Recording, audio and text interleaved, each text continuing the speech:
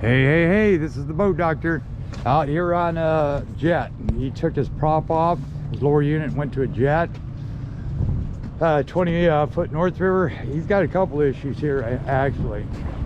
Okay, this is a 14 by 28, 29 degree hole on this boat. This is a Seahawk. 14 is your limit when it comes to a jet.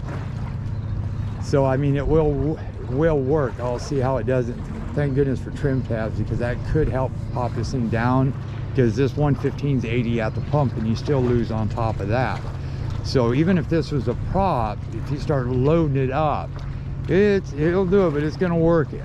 I mean, same thing if you're going to run up the river. I mean, you lose over 50% when you go to a jet.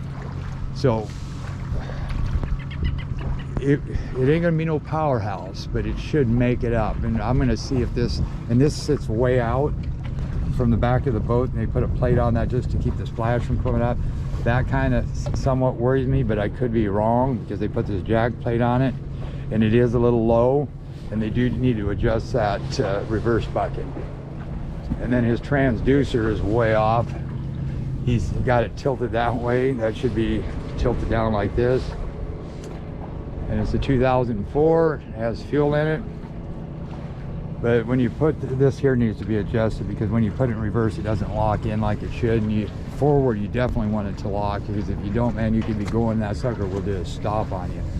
And then his drain plug, when they put that plate back there, you'll see that bolt that's sticking up. You can't even get your drain plug in. So then I figured I'd go on the inside, but then there's two slag marks that need to be filed down so you can put it through the inside. So that either needs to be reversed, or those slag marks inside need to be filed down.